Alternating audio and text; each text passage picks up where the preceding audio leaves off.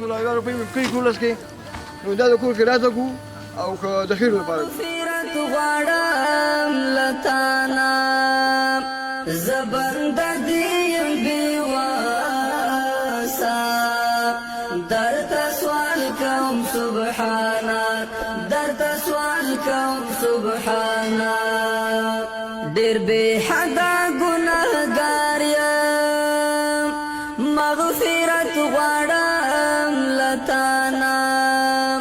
زه بنده دې یم بېواسه درته سوال کوم سبحانه درته سوال کوم سبحانه ته رحیم یې ته رحمان یې ته بخښونکی مهربان یې ته رحیم یې ته رحمان یې ته بخښونکی مهربان یې رب ته یې راته معاف کړې که هر څه شوي له مانه زه بنده دې یم بېواسه درته سوال کوم سبحانه درته سوال کوم سبحانه ډېر بې حده ګنهګار یم مغفرت غواړم له تانه زه بنده دې یم بېواسه درته سوال کوم سبحانه درته سوال کوم سبحانه زه انسان یم لالچ یم رانه پاتې ده ستا لاره زه انسان یم لالچ یم رانه پاتې ده ستا لاره مینوال مې د خپل ځان کړه زړه مې تور کړله خدای دې ورسره ښه وکړي خدای دې آباد لري د غریبانو سره یې مرسته وکړي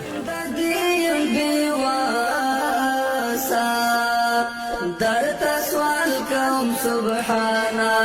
درته سوال الله پاک دې کامیاب کړي الله پاک دې تاسې کامیاب کړي الله پاک چې دا چا مرسته کړي خدای پاک دې وګوري او دښمن دې خدای تباه کړي او خدای پاک دې هر مرض نه وساتي خدای دې هم په دې دنیا کې خوشحاله وي دې خدای پاک ستا لاره زه انسان یم 100,000 روپۍ ورکوي کورلس کې، نو دا د کور کرایه ته کوو او که د خیر لپاره کوو، نو الله پاک دې تاسو ته ډېره اجرونه درکړي، الله پاک هم کامیابه لره چې زموږ سره دا کومه موږ سره مرسته کوي الله تعالی ډېر ورته ښه وکړي الله تعالی مغفرت غواړم له تانه زه بنده دې یم بېواسه درته سوال کوم سبحانه درته سوال کوم سبحانه ډېر بې حده ګنهګار یم مغفرت غواړم له تانه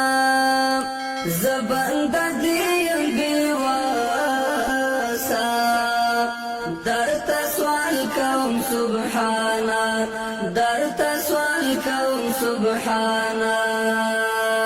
ته رحیم یې ته رحمان یې ته بخښونکی مهربان یې ته رحیم یې ته رحمان یې ته بخښونکی مهربان یې رب ته یې راته معاف کړې که هر څه شوي له مانه زه بنده دې یم بېواسه درته سوال کوم سبحانه درته سوال کوم سبحانه ډېر بې حده ګنهګار یم مغفرت غواړم له تانه زه بنده دې یم بېواسه درته سوال کوم سبحانه درته سوال کوم سبحانه زه انسان یم لالچ یم رانه پاتې ده ستا لاره